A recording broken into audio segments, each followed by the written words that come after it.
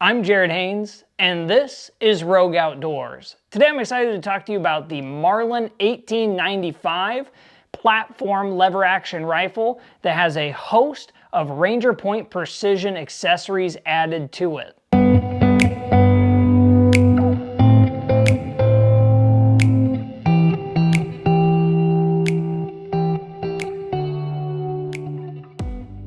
So this rifle right here is going to run you in the stock configuration about $1,600 MSRP, and then you're going to be adding on quite a bit in extra accessory costs, depending on if you want to go with the front end, go with this back end, scopes, rings, casing holders up here, a suppressor on the end, all that kind of stuff can add up quite a bit. So we're just going to leave it at the $1,500 price, and then you could decide if you wanted to add any of these accessories on your own. Now I want to start off by addressing the question that quite a few people have. Why would you take a lever action rifle, put all this kind of money into it, and skeletonize it and put all these accessories onto it? It's still going to be just a lever action rifle in the long run. Well, that's kind of right and kind of wrong. So when you add like a M-LOK front accessory to this, you can put on quick detach bipods if you want to shoot longer distance with the lever action rifle. Lever action rifles are a very tried and true action system. And so even though they don't hold as many rounds as like an AR platform or something like that, you can still have 5 in the tube, 1 in the chamber. So if you're out on the ranch or something and you've got coyotes that are harassing your cattle, you can throw some rounds down range and shoot those or do whatever you're trying to do, and you can hold quite a few rounds. Now, a stock lever action like this is not going to have the ability to hold without accessories more rounds on it, and so because of that, you add out these different accessories. Now, what I would suggest getting if I was to rebuild this after now having the whole setup here in front of me is I would definitely go with this skeletonized rear end with the casings on here. I would, depending on what distance I was shooting, go with a scope or a red dot. Red dot's going to save you quite a bit of weight, and it's also going to let you be able to get to this hammer back here easier, so for decocking purposes. So the scope just depends on what kind of distance you think you're going to be shooting. And then this M-LOK front end, I would probably go with a lighter option, and I would not put these two casing holders up here. And as you're going to see when I was shooting out at the range, there's a reason for that. Also, when you put this into like a backpack, if you want to carry it on the side of your pack, these get caught in the straps and different things or branches a lot and can fall out, and then you've just lost your a couple rounds. So I would suggest not running these. And then a suppressor definitely looks cool, and there are practical uses to it out there in the field. Now we've covered the things I wanted to while inside the house, so let's head out to the range, throw some rounds down range, and talk about just how this gun functions itself, how the lever action portion feels, the recoil, and get a little bit of footage of what this thing looks like out there shooting, and how tactical you may be able to be with this. Now we're out at the range, and let's talk about some practical use of this Marlin 1895.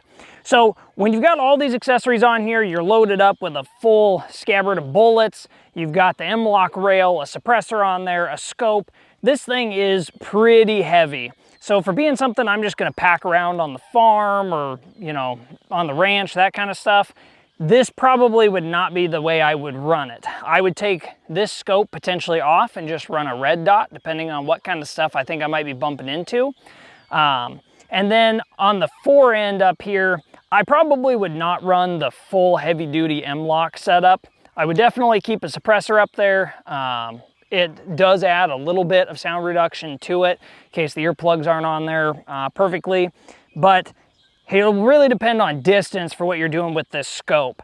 But if you do decide to run a scope on here, just keep in mind as we get up here, as I mentioned earlier, that this is going to be harder to get to your lever back here, your hammer, than it would be obviously without the scope. When I go to put this down, your finger gets kind of caught up under the scope bottom. So let's throw a couple rounds down here, and I want to show you just how smooth this cycling is. And then I also want to show you though right before we throw a couple rounds. The one thing I've run into using this is this. So you see it'll lock up here. If I just put a little tiny bit of pressure, it unhooks itself, which then makes it to where that trigger obviously won't cycle. And that is probably the biggest downside to this particular platform, is it being out of battery a tiny bit, because I've had it in a backpack, riding around in a side-by-side, scabbard on a quad, you know, whatever you're doing with it. So you really have to pay attention to that, because I've come up before, you know, ready to shoot. My hand is keeping that tension on there, and you go to pull the trigger and nothing happens. If you're going after a coyote that's chasing some cattle or something like that, you know, that extra little bit of time can be an issue. Let it get into a different spot where maybe you don't want to shoot. So let's go ahead and throw some rounds. So first off right here, I've got one round already in the tube. We're gonna take our second one, slide that right in, and get it locked up in there so we're ready to put one into the chamber. Now I want to show you how smooth this works. So you just go ahead and give it a kick, pull it back down, and we're locked and loaded, ready to go. You do have that safety pin back here, so let's go ahead and get up and take a shot down here. This is about 30 yards from right where we're at, 28, 30 yards. So get our feet planted nice.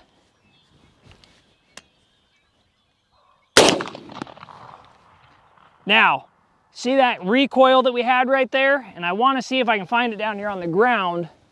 Just that recoil itself actually pushed out this top bullet. So as I was talking about earlier, back at the house, this probably would not be an attachment that I would run. This one's an empty casing that's already been fired, and so it has more pressure inside there. But I would probably not run a bullet up there, even though it looks cool. It's not all that functional. So let's go ahead and pop this one back out, pop in our next one, and give it another run.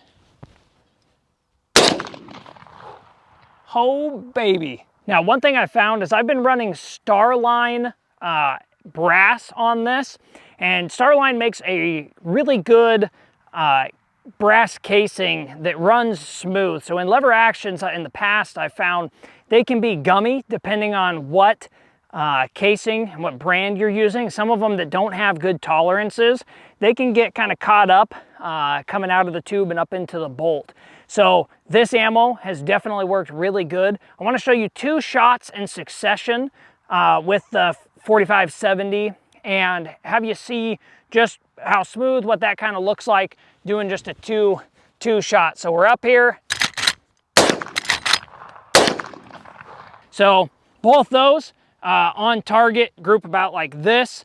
And one of the nice things that I would say is, even though earlier I talked about having a heavy gun like this isn't the best for packing around, it does also keep it a little bit more steady. And as you could see, if on that first one, it gives a little bit more kick back. There's no pain obviously with it. The 4570 is a slow, just heavier recoil, nothing sharp. But you do definitely have to get into that shot for that follow-up to make sure that you're getting that accuracy and not, you know, falling off balance, or if you want to progress forward, if you're doing something a little more tactical for fun. Now, the last thing I want to touch on with this rifle is going to be, this is where old school Western meets new school 2024 tactical. So you can take this thing out to the range or on your own property, wherever, have guys with fully kitted out ARs and, you know, a SCAR running around, and you can feel like you fit in with this to where you can run some cool drills, you know, be diving on the ground, clearing rooms, all sorts of stuff, and feel like you fit in a little bit better. Now, realistically, does that matter? Does it change the performance where if I had a wood stock on here, this thing wouldn't shoot? No.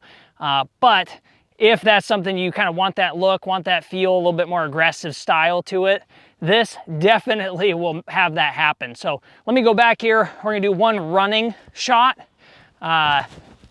So say we're out here, I'm gonna go ahead and load this up with one. We're gonna do a shot, run up, and another shot. So say we're ready. Boop.